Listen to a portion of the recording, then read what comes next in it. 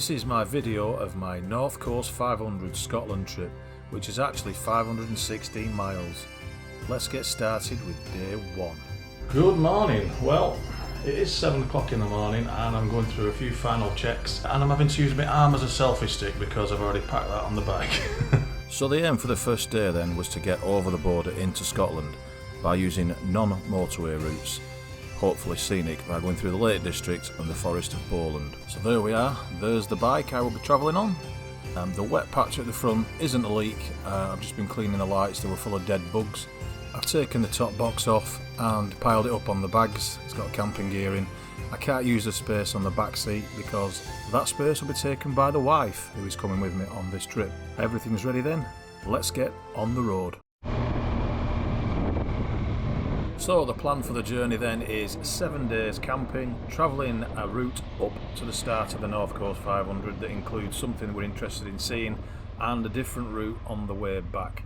So it should be interesting. The worst part is obviously the first hour. The first hour is always on roads you're familiar with, that you probably rode every day, and so they're a little bit boring at first. The good stuff should start within an hour and a half, we hope.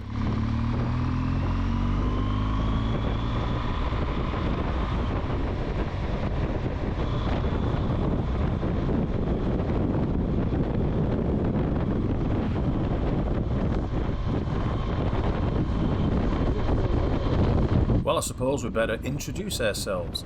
My name's Sheldon, and as you've seen already, I'm on a BMW GS 1200, and although you can't see her, sat behind me on the back is my wife Adele, and in front of me there you can see Jonathan, who is on his Suzuki V-Strom 1000cc. Jonathan's not a bad lad, but as you'll see in a minute, he sometimes doesn't know his left from his right.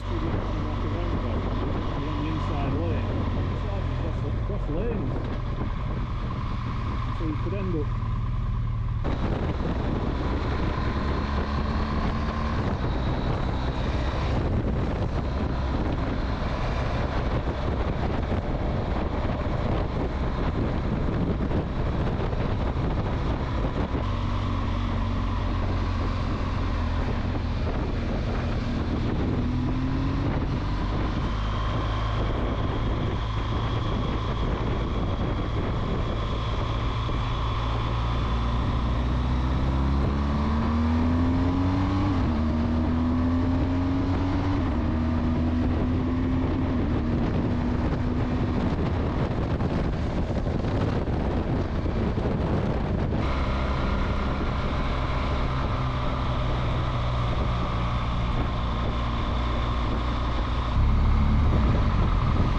Another unknown fact about my friend in front, Jonathan, is taxi drivers in Clitheroe don't like him very much, and from time to time they attack him like this.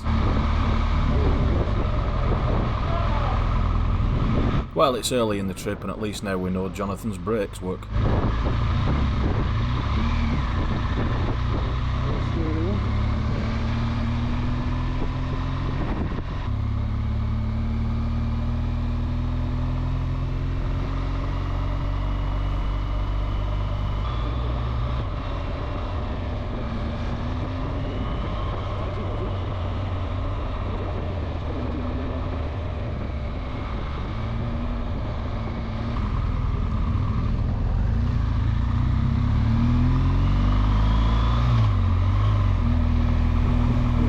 So we are heading to the tea rooms at Sladeburn, a lovely little place, a little cafe and a car park where you tend to meet other bikers who are on a mission to get somewhere, who are stopping off for a brew or a butty. You know, you can have a chat with them, ask them where they're going, that sort of thing.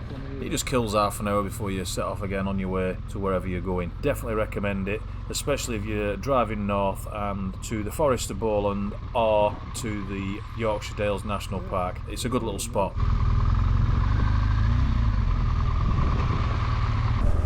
just leaving the cafe at Sladeburn. So we've had our chat and we're all refreshed. It's time to hit the road and carry on north.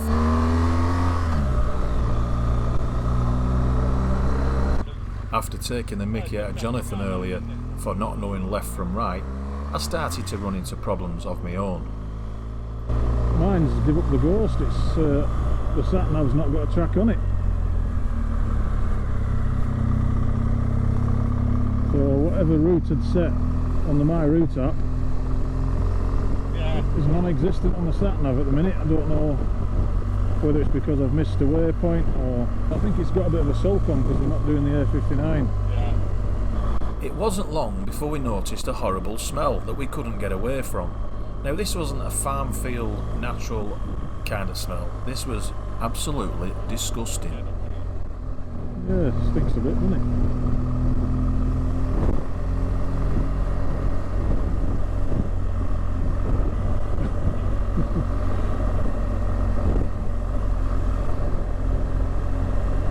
There's all of a stench down here, isn't there? There's a sewerage under here.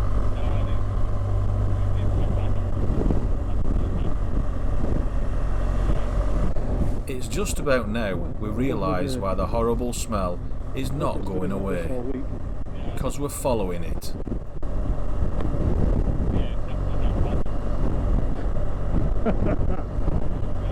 You can taste it now, can you? Oh, it does stink. Yeah, that wagon.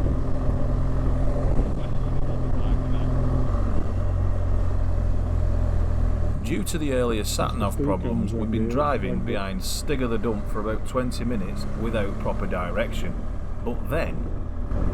So the zoom right out, I can use the rolly thing on my bars to zoom out. Ah, right, the road that we need to be on is parallel to our right. Yeah, it's a big road in it, this will take us to M59. Just looking at it now, yeah. And just like that, we are back on track.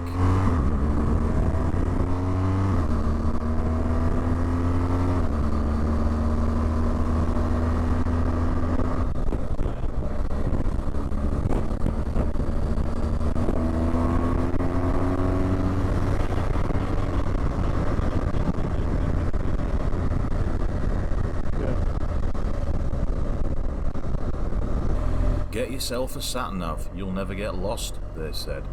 Sat-navs, if you're trying to get to a certain location, you just put in a destination in, they work pretty well. But if you make the track at home on a PC and then upload it to your sat-nav, it doesn't always work out, as we were finding out. Now, Jonathan has a TomTom and I have a Garmin, and for the most part, they were pretty much giving us the same directions. However, it got a bit tricky when they started telling us to go left and right at the same time.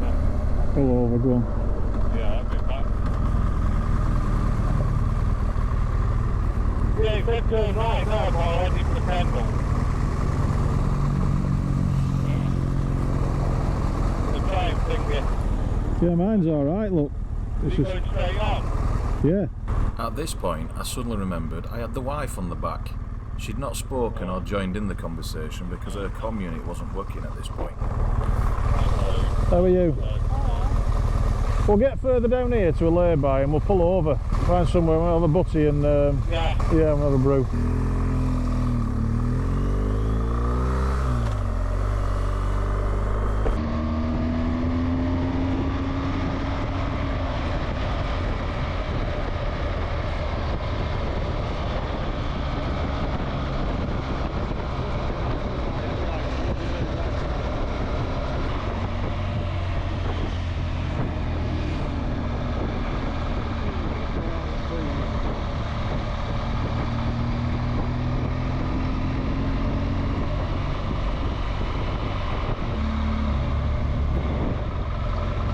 First, we had problems with our sat-navs.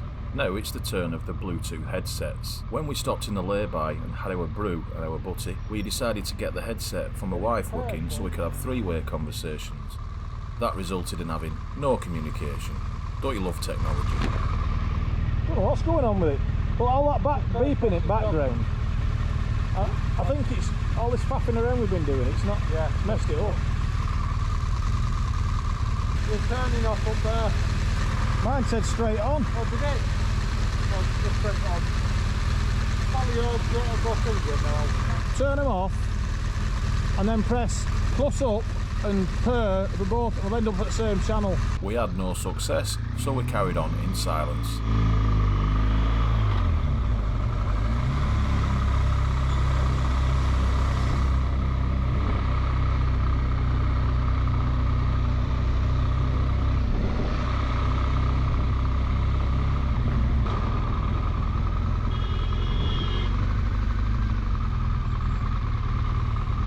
What's this dick doing?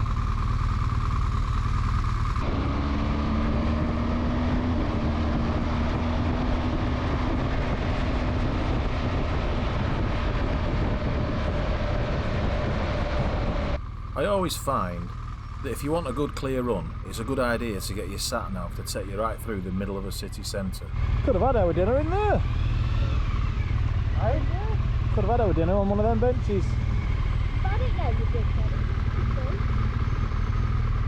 We're there in half an hour. It's only half an hour, you have to. I need a wee. I needed one for last hour. Well, it's a busy little place. Quite nice. Yeah. Just got 2 Weatherspoons. Hey? You've got to think about Weatherspoons, you haven't you?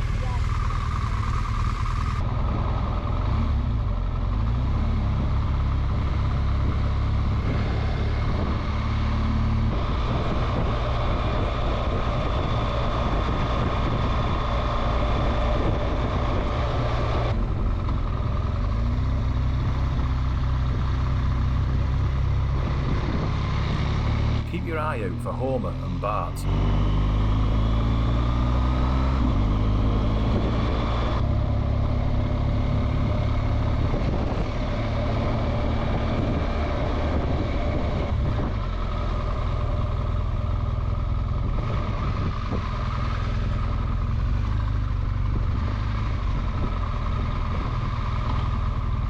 Well, with no comms, dodgy sat-navs and taxi drivers that tried to kill us, we've finally made it. It's the campsite.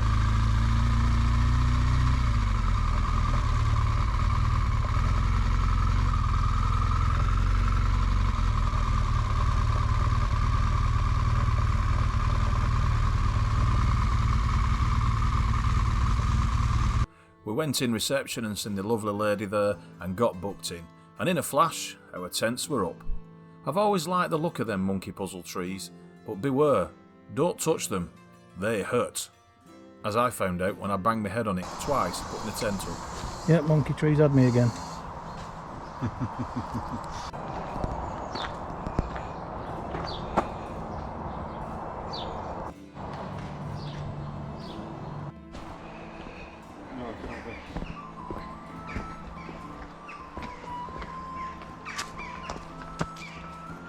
Bruce's Cave this way.